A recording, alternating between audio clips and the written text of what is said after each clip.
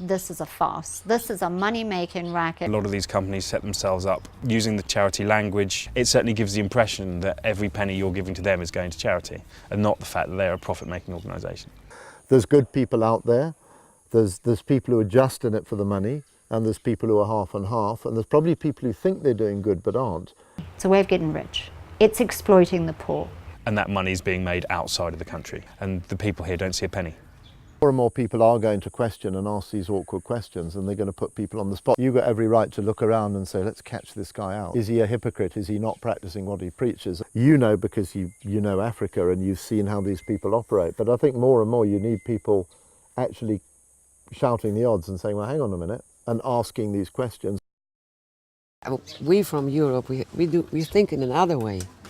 And it's not better or wrong or right, it's just another way of thinking. Your interpretation of civilization and my interpretation of civilization is completely different. I don't have a right to say your culture's wrong. It only works if you listen to them and you can talk about your own ideas, because you can give them new ideas, but they have to work with it. I try and define it as try and be part of the solution, not the problem. And I think very often our goodwill can make us part of the problem, not the solution.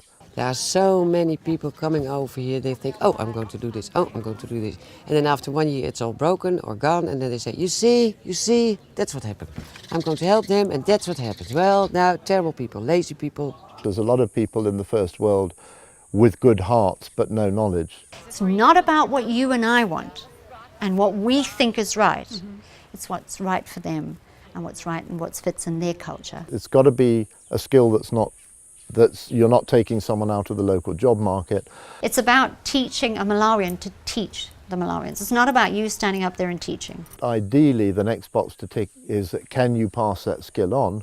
And the third one is, are you prepared to pay for it? And we can use that towards running whatever the project is. I don't have a problem making money out of volunteers as long as that money is spent the right way. I think the volunteer probably takes as much, because every act you do is a selfish act and you still do it because it makes you feel good. So I do think you take away as much as they do. It's a two-way street. You will learn lots more about yourself, and you will probably gain more as a volunteer than what the Malawian will do. I've learned a lot about myself as well as other people. I wouldn't take anything for granted anymore. I feel extremely fortunate to have the supportive people around me to help me. It's a huge benefit to those who come, and it may be that the actual recipients of that don't have so much benefit from it. They've gone away feeling like they've got so much more than they've given, and everybody seems to say that. It's just very important for me in my stage of life that I'm able to do something like this. I get a great deal of satisfaction out of it.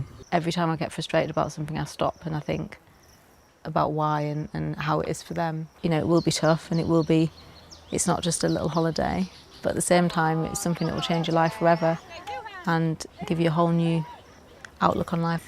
Not just say, come out here and help the community, that's an added benefit, but come here and see a different world and have a different take on your life and go back and do something with it. You know, you think you can do something in 3 months, it takes a year.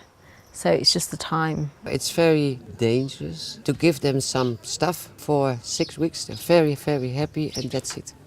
Then you make them unhappy. Some of my volunteers want to come in for a short term and just come in and brush in and brush out.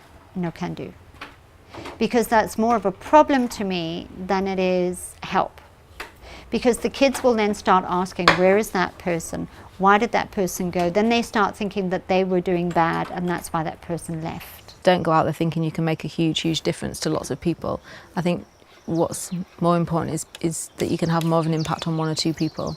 You know, maybe you'll go away and 2 people will remember you and you'll have made a difference to their lives. Hopefully, if I can get 1 kid with success, then I feel I've made a success. You've got to have volunteers who've got initiative, who've got a bit of confidence, who can act on their feet. I think that's what it comes down to. If they've got something to offer and they believe in what they're doing, then there's so much that can be invested in. If we can facilitate change in communities, in schools, with families, then that's why we're here. I have a policy of the consequences of my actions. They're dependent on me now. It's not self-sustainable. If I die tomorrow, what's going to happen? They'll be lost. They won't have learnt anything. They won't have a way out of the problem that they've got in. I have a mindset change in the understanding of the third world. It's not a basket case, it's a great place. Malawi is very, very easy to come out of poverty. Very, very easy. Because in Malawi, we have got all the resources. View here, I can see like the boys fishing, and you can see that and take a photo of it as a tourist. But if you're volunteering and you know those boys and you hang out with them fishing, and a life, not just a picture. And you pop bellies and flies hang around people's eyes. People in poverty are sad, but that image is not the sad thing. There is a lot of joy here, and you can be a part of it.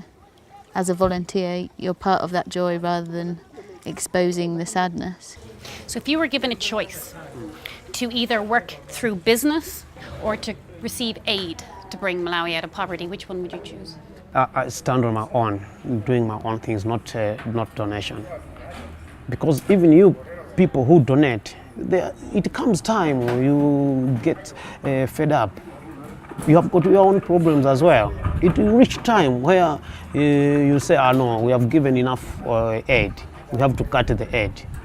Well, you gave me 1,000 yesterday, so why don't you give me 1,000 today? It's not about gimme, it's about learning, it's about having pride, it's about having respect. It's building a proud nation, not a nation of beggars. Actually, if you grow with that mentality, then you get nowhere.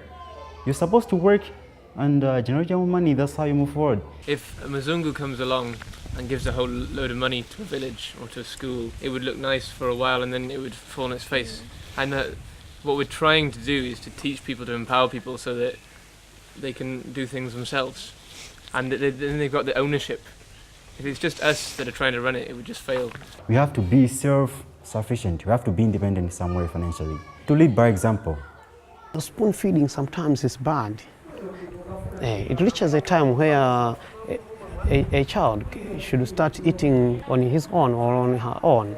Because life isn't about getting things for free. Life isn't like that. Now, if you depend fully on aid, then you'll be in great problems. But if you are doing your own things, Malawi is standing on its own. Volunteer is a community, and we want you to be part of this community and support us in any way by spreading the word, funding, whatever. Just come join us, support us, and help us get back on the road as soon as we can.